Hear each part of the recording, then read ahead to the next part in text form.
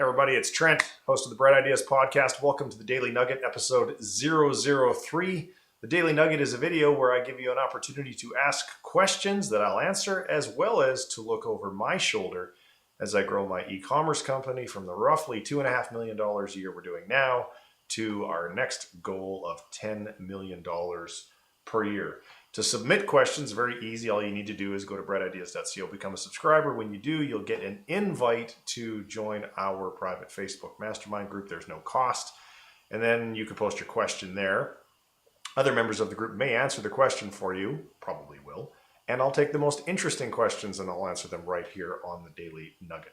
So in our last video, which was Nugget episode 002, which you can get to at Brightideas.co/nugget002, we talked about how to reverse, how to reverse engineer your competitor's funnel. Today, we're going to talk about how to hack a trade show. A trade show is another fantastic opportunity to source new products. And the reason trade shows are so effective is because you get to have face-to-face conversations with a large number of brands in a very compressed amount of time.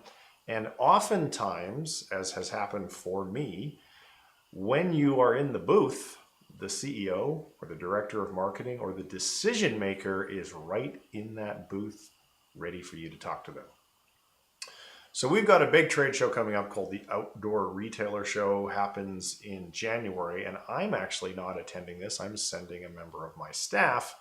And so here's what we're doing to hack a trade show. Step number one, make sure you get a list of all the exhibitors.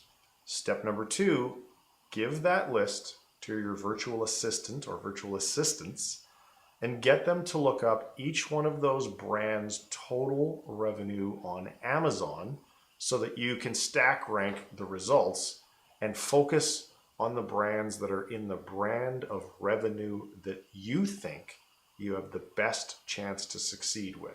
So do you want to go after brands that are doing $1 million a month on Amazon? No, you don't. Too big, not going to get them. Do you want to go after brands that are doing $5,000 a month on Amazon? No, absolutely not. Too big, you're not going to get them. What I suggest is you go after brands that are doing, depending upon where you are in your own business, somewhere north of $10,000 a month in revenue, because if you got an exclusivity for a small brand doing 10 grand and you had a 25% margin, that's $2,500 a month in gross profit, which is a great account, all the way up to maybe 50 or 100 grand a month. Somewhere in there is where you want to focus. And obviously you need to determine, well, how big is that list? Because in the case of Outdoor Retailer, there's only so many days and you can only do so many meetings. So you want to make sure that you're meeting with you can do as many meetings as you can in that period of time, and you're meeting with the brands that you think are most likely to be the right size for you, whatever your size is. So then, once you have that list stacked ranked, in the case of Outdoor Retailer, they actually made booking appointments with each one of those brands very, very easy. You could do it through the website. If the trade show that you're going to attend doesn't give you that type of functionality, you're going to call every one of the brands that you want to meet with, and you're going to schedule a meeting. So ideally, you're probably doing 12-ish meetings a day, because these meetings are going to be relatively short.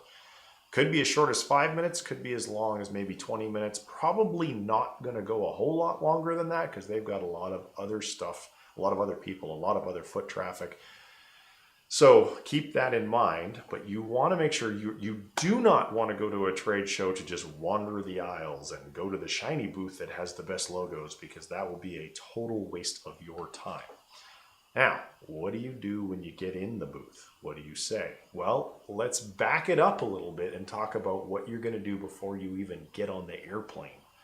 Once you have all these appointments set, you then need to do what we call it around here is called pre-call research. We actually have a checklist, a business process for this, and it is all of the information that you need to have collected in advance so that you know that you have very specific talking points about the deficiencies of that brand on Amazon. So you would want to know if their listing is any good. You would want to know where it shows up in the organic search results. You would want to know if their images are good or whether they're not so good, or whether their bullet points are good or not so good. You would want to know if any of their existing sellers are responding to negative reviews. You would want to know how many existing sellers they have. You would want to know if the sales velocity has been going up or going down. You would want to know if the average selling price has been holding steady or going down. You would want to know, gosh, I'm forgetting a few things. If any of the existing sellers are spending any money on advertising, all of these things you would want to know. And of course you would develop a checklist for yourself and then assign it to a virtual assistant, because this is not the kind of stuff that you want to be using your time to do, and then have them go do all that, so that you're going to that meeting with a written report in your hand, so that the first impression that you're going to make on this brand is, holy crap, this person came super well prepared and they knew exactly what they were doing. And your goal of that meeting is not to get them to sign a contract, because you're not going to do that in 20 minutes. Your goal is to get them to book another meeting with you, which is going to be an online meeting when they're back at their office and you're back at your office, so you can formally present your findings. You can provide them a report, as well as then ask them questions about their strategy. Are you going to try and, do you know who all your sellers are? Do you know how to identify the unknown sellers? Do you know how to get rid of the unwanted sellers?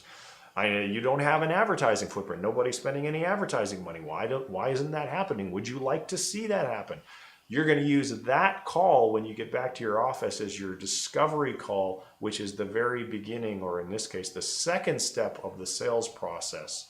So make sure when you go to a trade show, do all your legwork in advance, so that when you're face to face, kind of like we are right now, you can be as effective as possible.